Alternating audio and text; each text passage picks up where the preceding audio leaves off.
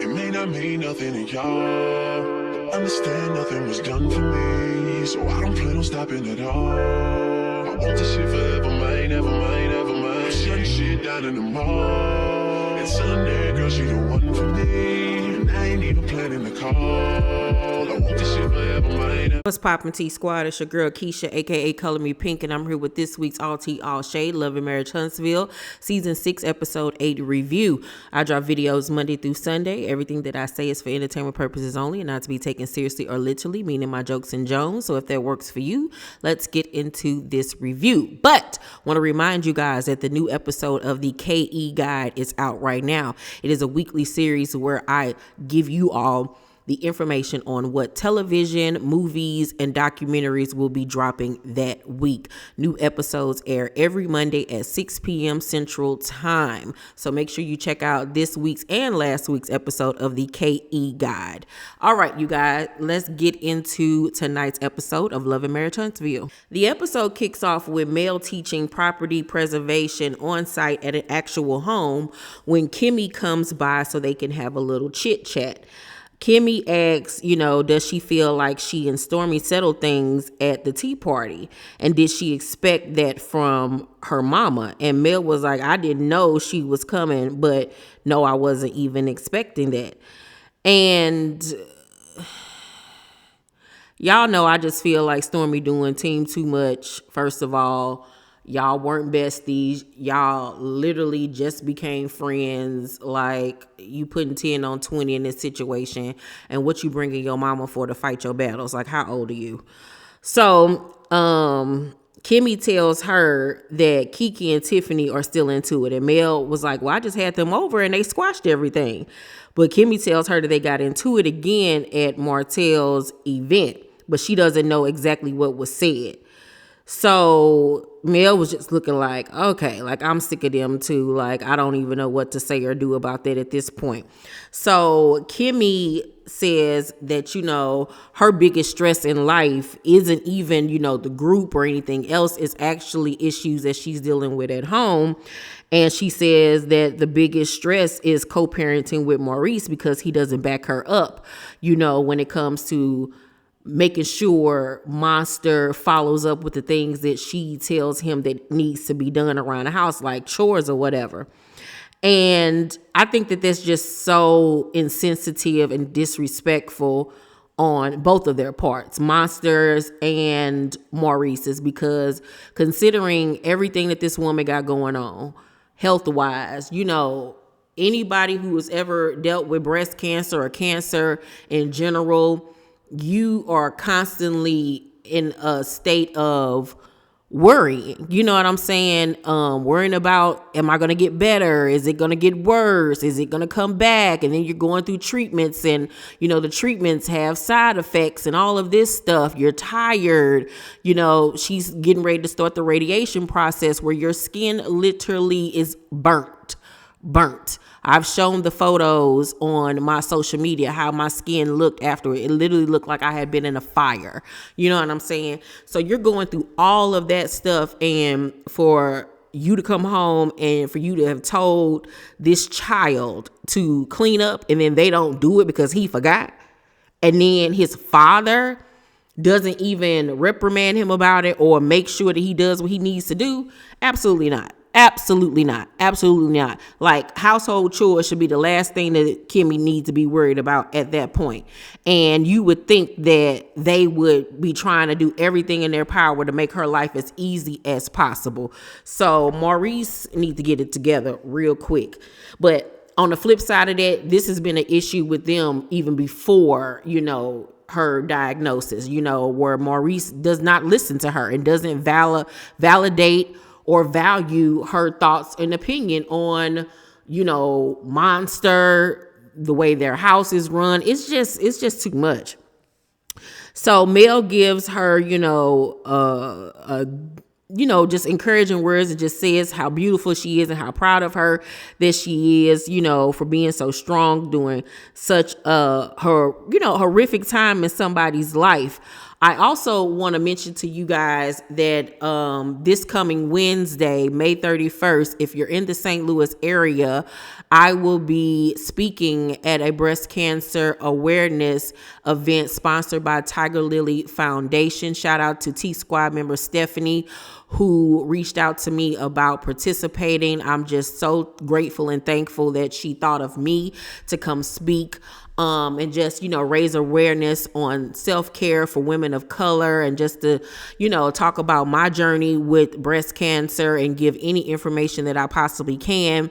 On top of me speaking, we'll be doing giveaways, and we'll be watching a private screening of The Little Mermaid. So if you want to participate and join us, the link will be down below in the description box for the ticket information and the location information. So if you're in the St. Louis area, please come out this Wednesday to show some love, meet me in person, and, listen to my story and get some screenings done and all of that good stuff. Okay, so Tiffany and Stormy meet up. And Stormy brings up, the party and everything, Martell's party. And Tiffany says that everything was cool until basically Kiki came over. And she was like, I'm pregnant. I don't have time for BS. And then you came in rehashing stuff. And I'm like, Tiffany, you can't claim that I'm pregnant when you going around starting stuff with everybody. Like, you just can't claim that, love. So Stormy was like, well, you can't move forward until everything is out. And everything hadn't been out because you didn't know anything about the text message. So Stormy says that when they had the one-on-one, that when she had one-on-one time with Kiki, that Kiki was very pleasant, and that Tiffany shouldn't write Kiki off because she thinks that, once they get past all the BS, that they'll actually become friends. And I think that they will be able to get to a place where they will be able to, be at least cordial to one another. I think they'll be in the same space that Stormy and Tiffany are in right now. But also on the flip side of that, I agree with what Stormy said, but then on the second hand of that, like, girl, you was being messy to start up stuff with them as well. You just wasn't trying to make sure everything was on the table. You was doing your job. So Tiffany tells her that she talked to Sheree at the party and learned that she hadn't been around Mel, but had been around her children. And Stormy was like, I wouldn't even let that worry me. And no, it shouldn't be a big concern to Tiffany because that ain't her, ex-husband. Those are not her children. It shouldn't be a big deal to her. But, and I said this on last week's episode, I do not think that it's okay for a woman to meet somebody's child or children, and I have not met their mother. I think that that's disrespectful, not only on Martell's end, but Sheree's. I wouldn't feel comfortable. I wouldn't want to do that. So Stormy was like, when you talk to Mel, do you think she wants to meet Sheree? And Tiffany was like, I don't know if I ever talked to Mel about Sheree. So Stormy was like, well, why are you talking to Sheree about Mel? All valid questions, and we know the reason why she's doing it, because she messy, she knows it, she trying to stir the pot and get things popping. Tiffany is clocked in and is doing her job. She's doing and asking the questions that y'all were too afraid to ask Sheree when y'all had her in the room. So I'm gonna give Tiffany kudos for that, because Tiffany is showing up and showing out. I just want to make sure she keep this same energy next season now that she done dropped that baby. So Tiffany was like, because I wanted to know how it felt to date a cheater. She mentioned to me that Mel and Lil Martell came to her signing in Birmingham. Mel might have been her fan. Stormy was like, so you telling me that Mel was a fan of Sheree's? And Tiffany was like, that's what she insinuated. And one of Mel's fan pages posted this today. It is the Money Making Melody fan page, and they posted these two photographs of Mel with a caption stating the facts on what actually really happened the day Melody met Sheree. So as you can see on this picture on the screen, you see Melody, Sheree, and Tank in this photograph. But the caption reads, thanks at Charles_Beeson for capturing this photo of us with at Sheree Whitfield at the hashtag NHH Expo this past Saturday, this was posted on Mel's Instagram March 13th, 2017. They also posted this photograph of Mel, and at the top you'll see Melody Cherie shared a memory, and this was on March 14th of this year. And Melody wrote, "Make sure y'all remember this.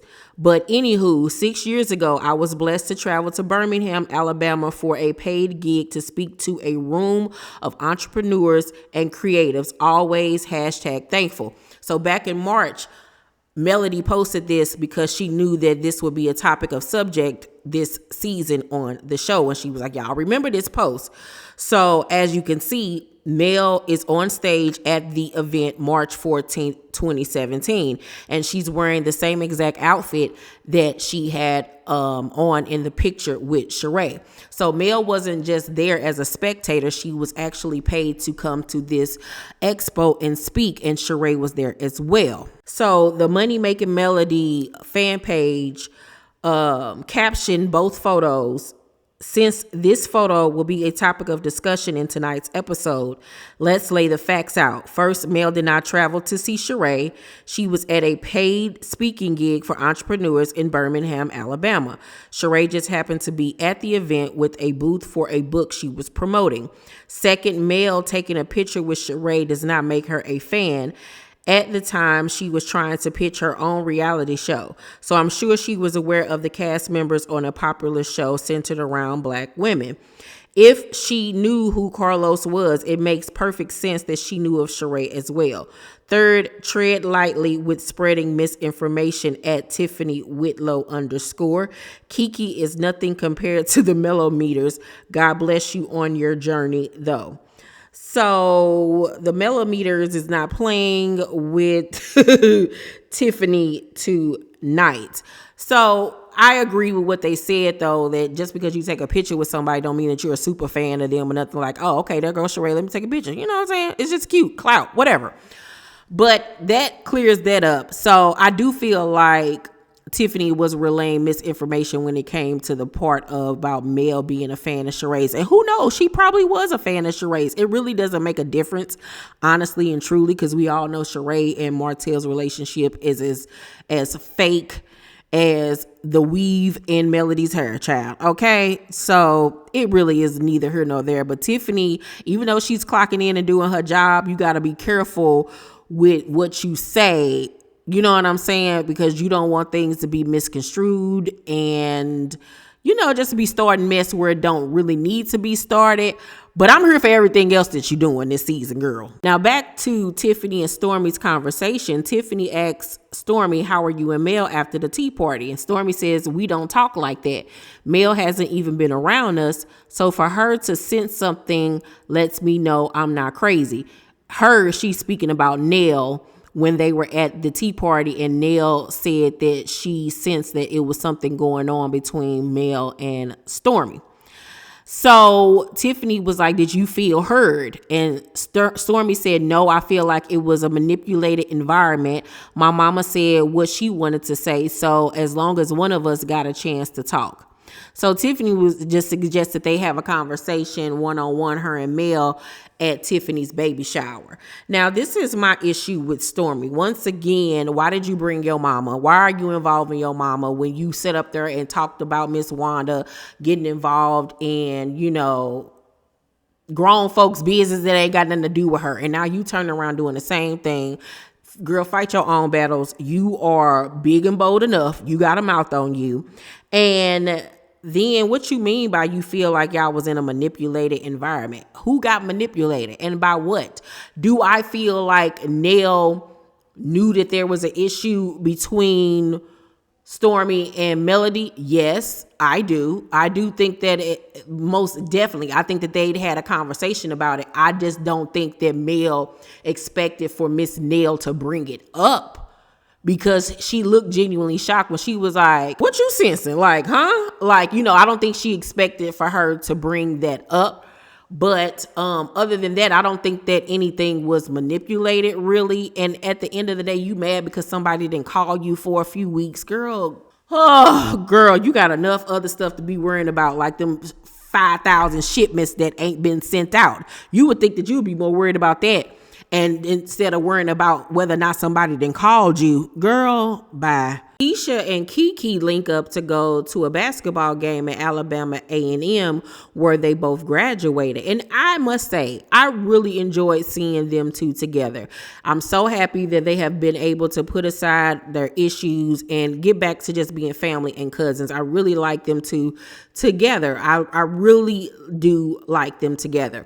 So Kiki was like, I didn't tell you to share the text message I sent you to everybody. And Tisha was like, well, I only put it out there because I was taking up for you. And once again, I'm loving that they're taking up for each other. They got each other's backs. I'm really loving that. So Tisha was like, Stormy also told me Tiffany was saying things about my business and my marriage.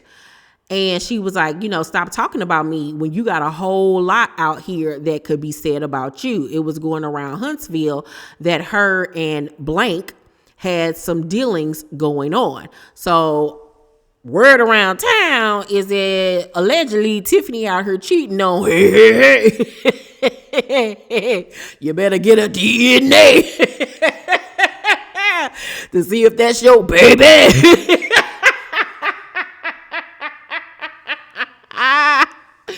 Do I think Tiffany cheating on that man? I don't think she is, you know what I'm saying? But once a cheater, always a cheater is what they say, child.